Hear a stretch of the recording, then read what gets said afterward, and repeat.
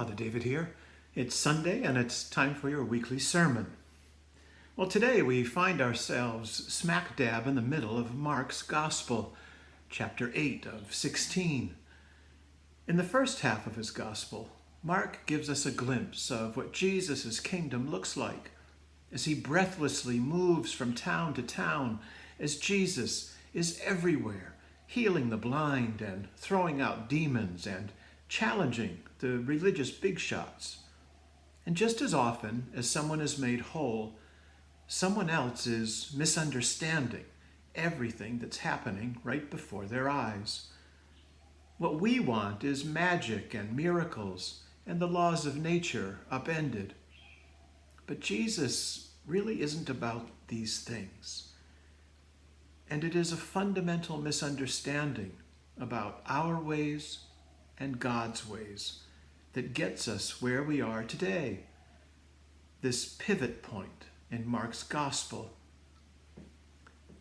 And that pivot point happens as Jesus has this explosive confrontation with Peter about what the difference is between human religion and God's dream for humanity. It's the difference between our best thinking and the wisdom that can come only when we surrender to God's best thinking.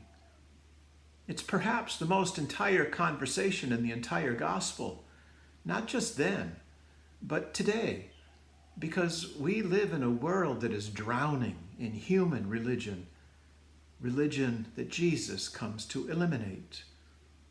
Here's the thing. We love to create religions, whether it's Zeus or Scientology, and even significant swaths of what passes for Christianity these days. Human religion is perhaps the most dangerous invention ever created.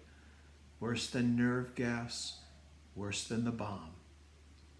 Human religion is about human control that pretends to walk about with God's blessing, and it is a most dangerous combination. ISIS and Nazism and nationalism are all human religions that seek to divide or elevate, depending on whatever random criteria they may choose, from creed to skin color or race. We turn Christianity into a human religion when we say that Jesus died not only for us, but instead of us, rather than coming to see that Jesus indeed died for us, but precisely so that we also may learn how to die to ourselves, to our best thinking, to our love affair with controlling people, places, and things.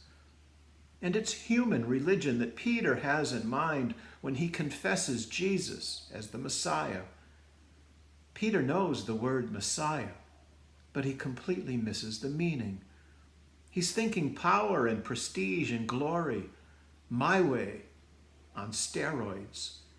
And Jesus confronts this thinking with an anger and a rejection seen nowhere else in all the Gospels.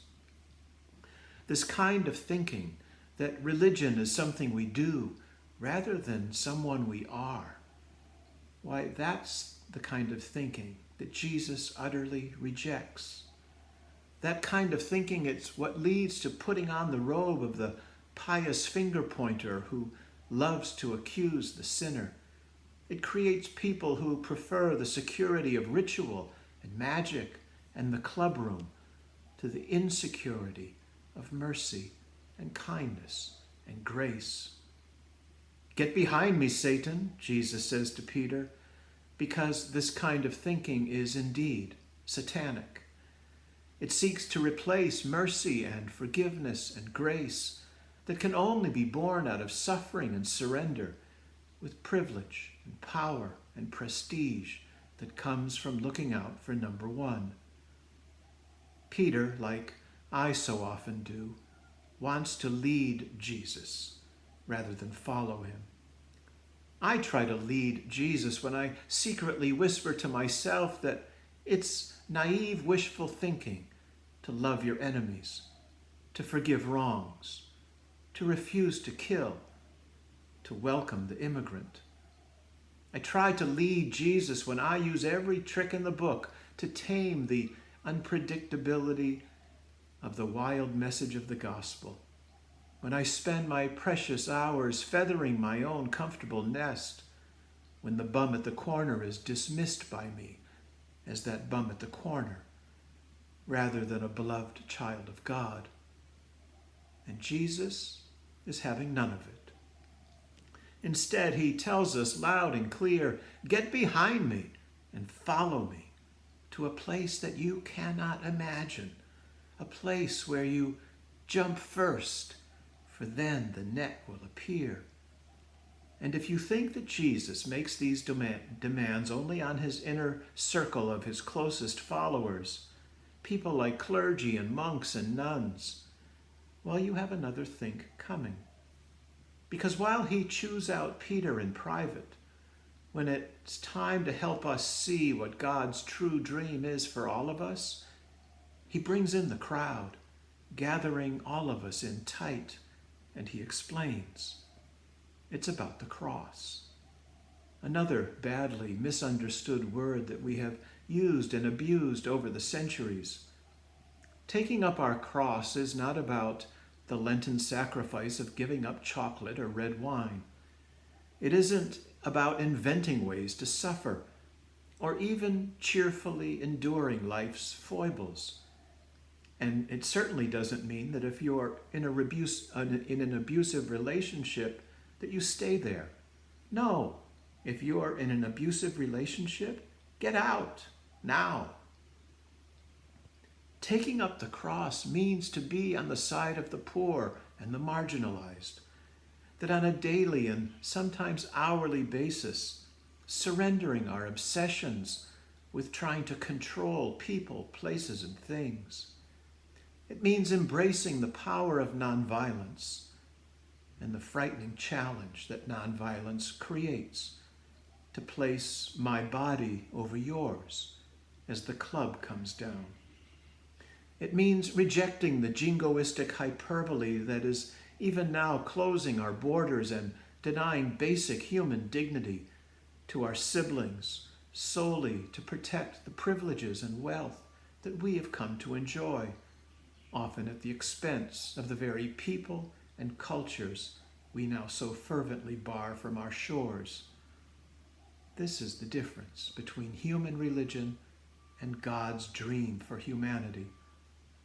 We create religions that categorize and criminalize, all with the blessing of our man-made God. But Jesus insists that God's dream for humanity is that we rediscover that we are each and every one of us siblings of one God, the source of every slice of bread, of every cup of water. Meaning that nothing in this world is mine. It's all God's. Meaning everything belongs to everyone. A truth many of our island people here in Hawaii know, to the great chagrin of many Westerners. Oh, I know you can roll your eyes, but isn't that precisely what Jesus is saying today?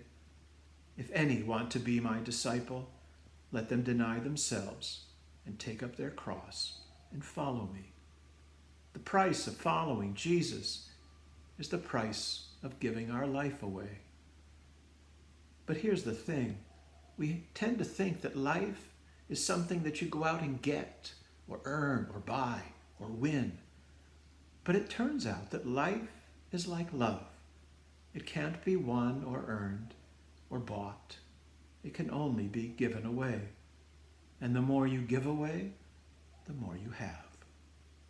It's a truth discovered by every person who's ever traveled to some distant land with the intention of helping out the less fortunate. Every one of these folks returns with a joy of discovering that in seeking to give, they received far more than they could ever have imagined. It's a life of subtraction. Subtracting my need to be the most important person in the room. Subtracting my need to be in charge. Subtracting my compulsion to achieve security and safety. And as we subtract these things, something new and wonderful begins to happen. The contentment that eludes us as we chase after security, when we surrender that chase, that contentment magically appears in our home. The peace we so desperately try to obtain through controlling others, that peace arrives when we let go of trying to control them. The joy that seems all tied up with money in the bank invades our lives in a way far more profound and lasting than anything possible when money ceases to be the focus of our lives. G.K. Chesterton once said that paradox is the truth, standing on its head in order to get our attention. And so Mary is both virgin and mother. Jesus is both human and divine. And the way to real life is to give our life away.